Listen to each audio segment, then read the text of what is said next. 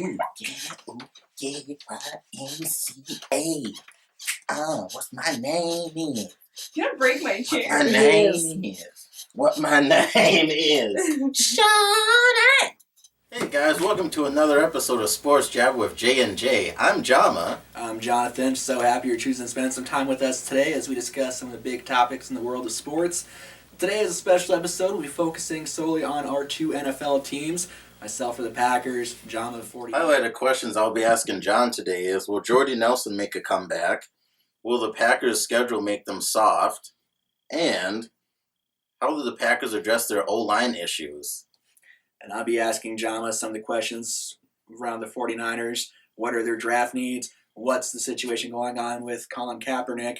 But I'm going to start with their coaching situation. That was a big topic going into the offseason. Last year, they fired Jim Harbaugh, who had done very well, and hired Jim Tomsula. He did not work out very well, apparently, so they fired him and then hired the controversial Chip Kelly. Now, Jim Harbaugh, coach from 2000-2014, had a record 44-19, NFC champion 2012, 2011 coach of the year, 5 in the postseason. He was doing great. 2011 first season, 13-3, lost the NFC championship. 2012, 11-4-1, lost in the Super Bowl. 13-12-4, championship game again they lost. And then 2014, 8-8. That was the year where they had a lot of not going well with the front office, which is why they decided to let him go. And they brought in Jim Tomsula, who was pretty much on the hot seat all year. And then, to make matters worse, after they fired him, they hired Chip Kelly, who has not really been the model of a great coach. A lot of questions surrounding him. Does his offense work? A lot of racism, revolving around him when it comes to players. What are your thoughts as far as the totality of their coaching situation hiring Chip Kelly? So, Chip Kelly. So what I would say is I wasn't a Chip Kelly believer when they first hired him, but I'm starting to gradually become a Chip Kelly believer based on if he finds the right quarterback with his high-octane offense, I think they can go places, which he would have with Kaepernick, but his future with the Niners isn't really a for sure deal.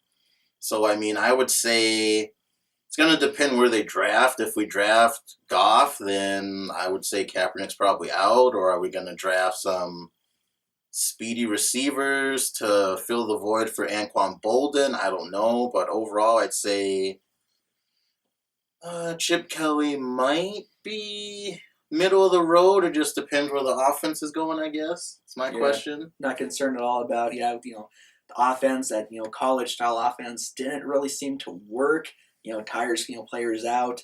And then just the friction he seems to have with the players. A lot of players leave and have nothing but negative things to say about him. Do you want that brought to your team? Well, Navarro Bowman, he's pretty on board with him. He basically said he doesn't concerned at all about what he heard from the rest of the league, that if Chip Kelly can find a great offense to fit the players he has right now, then I believe they can go places. He tried it with the Eagles at first when Michael Vick was quarterback, and it worked perfectly. It could be that college offenses aren't meant to work in the NFL. He did say he doesn't want to control the team this year, which was a thing that he wanted in Philly, and he pretty much galvanized the Eagles in the offseason. DeMarco Murray still wants to get traded in Philly. So I would say we're just going to have to wait and see about it, I guess. I don't know. Personally, I don't think they could have gone a few other directions. I didn't really like the hire. Failed so miserably, and Eagles left just a bad taste in everyone's mouth there, along with so many other players. And I think they should have gone a different direction, but we'll see. Maybe 49ers is the change he needed. Hopefully he learned from his horrible mistakes as far as controlling the team, that picking the players just did not work for him at all. So they can't go anywhere but up from how they were last season. Last season was an awful, awful time to rep the red and gold. Especially in Minot, North Dakota, when you're dominated by Packers, Bears, Broncos, and Lions, and Viking fans. technically the Niners could do worse. They win 5-11. They could always, only win 4. That's not going to happen though. It's too proud of an organization. I think the most that they will win. I'm starting at 6, and if they make it higher, I'll be happy. Proud organization. How they need the players and the coaches to do it. If you don't have that, you're not going to win. They will get there. You guys will see. You hear it from me right now. They will make the playoffs. Not going to happen in that division. Seahawks, Cardinals, too good. Rams, maybe up and coming. No, I don't see them making the playoffs at all. Okay, right. That might be kind of. I got out of hand. I got out of order. I think they will win. I'm going to start them off at 5. If they go to 5 and they win more, I'll be happy. So they're going to duplicate what they did last year. I mean, it's possible. It just depends the players that they can get and the players that they can keep. I mean, they voided Anquan Bolden's 3-year deal. I'm kind of freaked out about that. Are they going to cut him now, or is he going to take a pay cut? He's really, next to Torrey Smith, the only wideout that they have that's established. The rest of them are, I mean, Quentin Patton. What has he done? What's he done at all? I don't even know the name. I don't know. That tells you all you need to know right there. What has he done? I don't know. So now, since I've been drilled with the Niner question, I want to ask you about the Packers. Bring it. Oh, okay. What do you feel about their O-line? I think Aaron Rodgers was one of the most sacked QBs of the season last year. Well, their O-line does need some patchwork. There was a lot of injuries last year.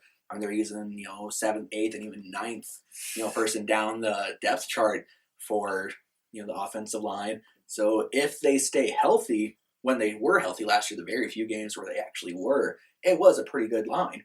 Lindsley really, established himself as a starting center. Got T.J. Lang, Josh Sinn, good at the end. So, I mean, it is a good offensive line if they stay healthy. They could use some, could pick up maybe someone in the draft or a free agent just for some depth, just because they always seem to get hurt. So you want to be able to protect Aaron Rodgers and to be able to establish a running game, which they desperately need to establish to even help protect Rodgers even more. But, I mean, it's a decent offensive line. It can be, it'll do the job. Granted, they stay healthy, which is what their main problem has been over the past actually several years. And, I mean, you do, like you said, you do have to protect a quarterback of Rodgers' magnitude. He's one of the greatest, but if he doesn't have time to scan the field, he can't perform. He can't showcase his ability. That's that also where it comes in establishing a run game too. That is true. Yes, the offensive line, needs that. Needs to be able to establish a run. The Packers always seem to live, while Aaron Rodgers has been there, on throwing the ball, which has worked. Worked to play playoffs every year. Right. One Super Bowl champion. But when they do their best is when they do have a running game established. It takes a lot of pressure off of Rodgers then. Exactly. He doesn't have to do as much. And then, keeps the defense honest. They can't just, pin their ears back and go all out, rushing. They have to, respect the run. And, that makes the job easier for the offensive line too when they can just, be able to protect. They don't have to worry about, the pass rush defense, all up there. The defense has respected, and that makes the job a little bit easier for them. But like I said, their offensive line should be fine. Just get a couple of extra people in there to. So you're thinking the draft? They should draft some O-line, maybe. Maybe later in the rounds, they have some other needs they need to address first in the earlier rounds. But yeah, later on, or even you can find a free agent out there that got cut or you can get pretty cheap. You can always pick them up as well. Like I said, you're getting them just for depth. You're not picking it, finding them right. So not going to start. Yeah. Right. So yeah, draft or pick someone up. Free agent up. Yeah, that's good stuff. So now another big topic for the 49ers you touched on a little bit is their quarterback situation. Comes out this week. They're going to keep Colin Kaepernick, pick up his option. And they say, Kaepernick wants to be here. He wants to be here. And then the next day, Kaepernick says, no, I want to be traded. So, where do the 49ers go? They have Blaine Gabbert, who nobody suspects to be a franchise quarterback. But he was okay when he came in last year. But now he doesn't have any receivers to throw to, losing Anquan Bolden. But, Kaepernick wants out. You have Blaine Gabbert. Do you go for someone in the draft? If so, who do you go for? And do you trade up to try to get, Jared Goff or Carson Wentz, or do you go another direction? So what I would say with Kaepernick is if we draft a quarterback who I think Jared Goff is probably going to be the guy we draft in all the mock drafts that have come up. Jared Goff's been the guy. I watched him in the combine this morning. He looked very crisp. He's a California guy. He's tall. He's lanky. He's the most NFL ready quarterback in that class this year. I could see the Niners easily drafting Jared Goff just because it's uncertain if we draft Goff, Kaepernick's gone. That's just plain and simple. The only thing that I see as stupid of his agents wanting him request to get a trade is who's going to take this guy? There's teams out there that'll take him. But he's not going to start. That's the issue. He's going to be a backup. There are some teams out, the Browns can always work up a trade. They need someone to start for them. And then what better way for the 49ers to stick to Kaepernick and say, hey, you don't want to be here? Fine, go to the Browns. Well, and that's the thing, too. I mean, people don't realize, but the big, quote-unquote, juicy contract that he signed, there were incentives in there that if he has a horrible year consecutively, they can get rid of him, and they will not take that big of a cap hit. So, to me, I would say I would like him to stay. He would be a perfect fit for maybe what Chip Kelly's trying to do. But in my opinion, it doesn't seem like he wants to be there, so I would move on, go with Goff. Sure, Goff might not be great his first year, but then he could surprise people like Andrew Luck did his first year. So what you're saying is the 49ers should make up for the last time they passed up on a Cal quarterback? Yes. Really It might not be a bad idea for them to do that. I mean, Goff is pretty legit. Yeah, and the last time they passed up on the Cal quarterback, Aaron Rodgers. Yeah. How did that work out for them? Don't remind me of that. So the next question I have, Jordy Nelson went down. There's no doubt about it. That was Aaron Rodgers' number one target last year and the season before that. So my next question is, if Jordy goes down again, who's going to be their number one? Because Randall Cobb obviously struggled at being a number one. James Jones struggled as well. So, well, hopefully he doesn't go down again. That was rough. That was a preseason. Yeah, we saw the impact that he has on the team. He went down. I mean, their offense went from dynamic to mediocre. Monotone, like it was literally Rodgers. Hey, exactly. Just play backyard football. Eddie Lacy, coming in out of shape and not being able to do anything didn't help matters any. But, worst case situation, Jordy Nelson goes down again. The ones they have, Cobb. No, I don't think he's a number one. He had trouble. He had trouble getting off the ball too when there was press coverage. He had trouble getting open. Well, all of them had issues, getting separation last year. Mm-hmm. But also, once again, it wasn't just Jordy Nelson got hurt last year too. Ty Montgomery spent most of the year hurt. Devontae Adams spent most of the year hurt when he wasn't on the field dropping passes left and right. But Randall Cobb not the number one. James Jones could potentially. They brought him in late last year. I love James Jones. He didn't get a full, off-season workout with them. So if he gets another, a full off-season to go along with last year, he could potentially be, that number one. The next guy up. But, James Jones, Devontae Adams, maybe, he worked on the off-season. If he can catch balls. Exactly. If he can stay healthy and, catch the ball, which he's had a horrible issue with. I mean, he went into last year. Aaron Rodgers had such high hopes for him, and he thought he could potentially be a number one guy, and he dropped the ball. Literally dropped the ball. Literally. And you know what? Rodgers gave him a lot of chances. Rodgers threw to him a lot. And he had a lot of one-on-ones, but Devontae just could not capitalize on those one-on-ones that he had. Mm-hmm. And then, with Adams, Ty Montgomery, he was hurt most of last year, so we don't really know what he can do. I thought he was going to be good. He might be, but he needs to stay healthy. I mean, he wasn't healthy basically all last year. He only got into a couple of games. Right. So, get him in there, get him, really established, see what he can do. Maybe he could be the, possible number one. Like I said, hopefully Jordy Nelson doesn't go down again, because having him on there gives them that deep threat, which they didn't have that last year. Yeah, they desperately need. Yes. All the defense could just, come up and, guard. Pinch. Yeah, exactly. Pinch him in, and they tried, had a few passes every now and then, deep, but just didn't seem to work. Cobb, just couldn't seem to get separation, couldn't get open. James Jones had his moments last year. He had a few games where he really stepped up, and kind of provided that number one role that they needed. But in other games he kind of disappeared, because once again, defense has had an easier time just guarding those two because they knew there was nobody else besides those two. Exactly. Like I said, Devontae Adams put whoever on him because he's just going to drop the ball anyways, basically. So, yeah, it was very frustrating watching the team last year. He said hopefully this year, they maybe address. Hopefully they stay healthy. Yeah, stay healthy. Maybe find an extra receiver, free agent, or pick up one in the draft somewhere. They could find a gem in the draft. Somebody could drop to the later rounds, and he could have a breakout season or something. A lot of the the wide receivers that the Packers do have, they weren't these first overall. Yeah, Jordy wasn't a high pick. James Jones. You can get those people that fall in the draft. Get them with the chip on their shoulder, something to prove, and that's the Patriots. They live by that stuff. Yeah, that pretty much goes with any draft pick, really. Get them late in the round, get that chip on the shoulder. They come out working hard, and it turns out pretty well. So, that's what you hope for. Hopefully, everyone stays healthy and get back to the offense that they've had. Prior to last year, where they're almost number one in every category. And exactly. Playing normal Packer football, if you will. Exactly. So and hopefully it'll lead to another Super Bowl. Hopefully. We'll never know. Yeah. But, the Packers, they have their draft needs.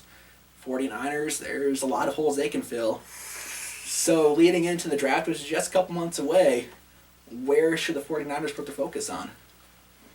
So, I would probably go quarterback first, just because it's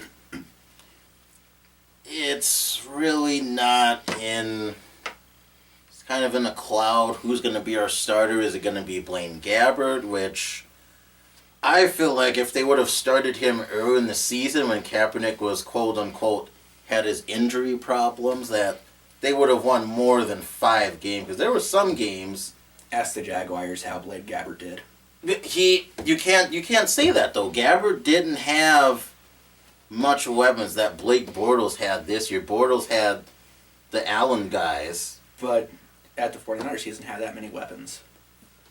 True, but he also didn't have that great of a coach with Tom Sula, who didn't really know what he was doing. And last year, I guess, was not Tom Sula or Blaine Gabbert's fault. We lost half of our team to retirements and players that just didn't want to come back. So, I would say go to your quarterback first. And then their second need would probably be a wideout, because outside of Torrey Smith, we don't really have a proven wide receiver that we could legitimately go to for, a big play. Quentin Patton's not proven yet. Ellington isn't proven yet. I would say draft a quarterback first, and then if there's receivers available, go after a wideout. That's what I would say. Yeah, smart move. I think that last year was just kind of a year that all 49er fans just want to forget. Yes. Last year didn't happen. Let's move on from that. It was terrible. I had a coach that was just a joke from the beginning. He was on the hot seat the entire year, and then quarterback situation was just a mess. Unfairly was on the hot seat when all the retirements in the off season. It was just a bad year for the 49ers. Just hit the reset button, start fresh this year. Hopefully it turns out a little bit better than what it did last year. A new day. Exactly. So my next question, it's been no great secret that every year when the new schedule comes out, there's some team that gets lucky and has the quote-unquote cupcake schedule where they play the 32nd ranked schedule in the league. And this year it happened to roll over to Green Bay, and my 49ers got number 1. No big deal. That's what we've had past 4 seasons. So do you think that the Packers' easy schedule will make them soft or hard as they hopefully approach the postseason? Well, I don't put too much stock into easiest and hardest schedule, because a lot of it depends on the division they're in.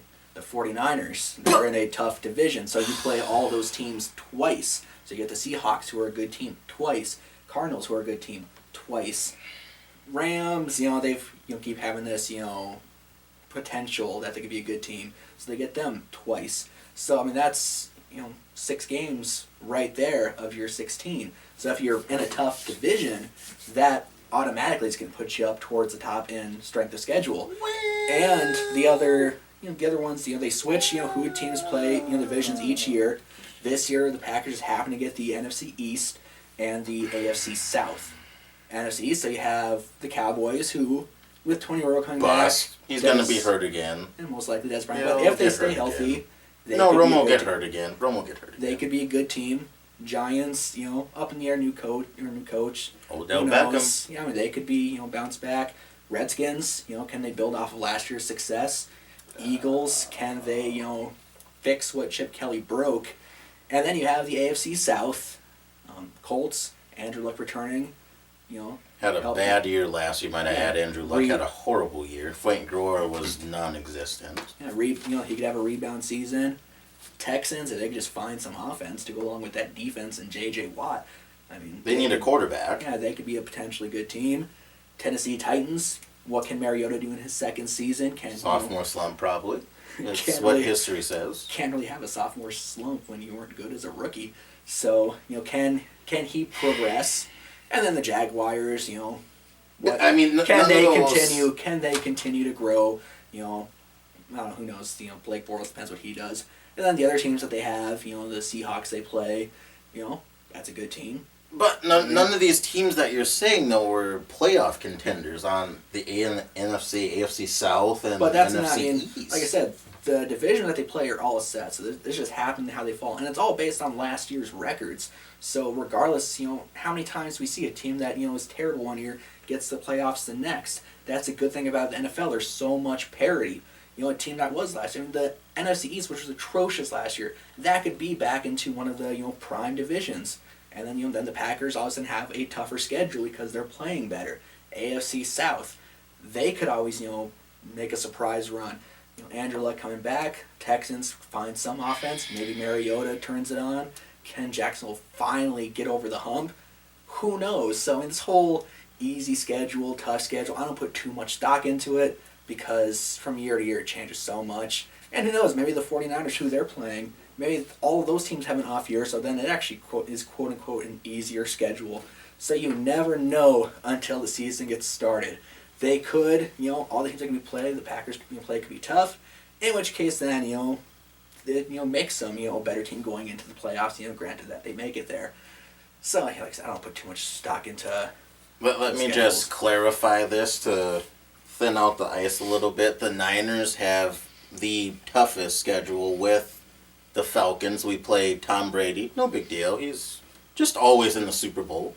Cam Newton, runner-up. No biggie. The dap, Also, we play the Bucks. Mike Evans was a stud. I mean, there's just 3 teams right there that we play that were really good. Falcons didn't make the playoffs. Bucks didn't make the playoffs. Not the Falcons, but I mean, we play the Jets. Brandon Marshall was a terror. Jets didn't make the playoffs. They were in a wild card hunt. They were a great team, great defense. I mean, we play the Patriots and the Panthers. That right there, 2 teams, to me, is terrifying. So 2 out of 16 teams. I'd look at our schedule. We play a much tougher schedule than the Green Bay Packers. Like I said, also goes along with the divisions. Well, I'm not counting divisions. The Packers have no say. I know they don't have say in it, but I'm just saying they play the easiest schedule. I'm saying if you're an elite team and you play a hard schedule, if you make it in the playoffs or get closer to playoffs, if you play against a hard team,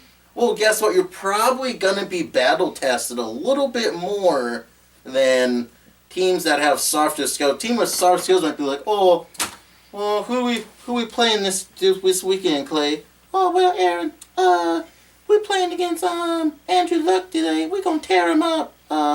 Let's just go to Popeyes afterwards at halftime, okay, homie? And the reason why those seem like an easy schedule is because the Packers are a good team, where the 49ers... I mean, okay. You're hoping for 5 wins. Okay. I mean, so come on. Okay. Next question. Packers are going. Next question. The Packers, going for the Super Bowl every year. 49ers. Can we beat 5 wins from last year and get to 6? Hopefully, that'll be a successful year. Wow. What's the difference? I just want to clear some air here since it's getting heated. I want to up the temperature in Mars a little bit here that the Packers have choked the years they have almost made their way out the onside kick against the Seahawks. I wonder the last time the 49ers won the Super Bowl. It was about, let's see, Bob. Hold on, let me call Bill here. Yeah. Let me call Steve Young. Yeah, let me call Steve here. Hey, Steve.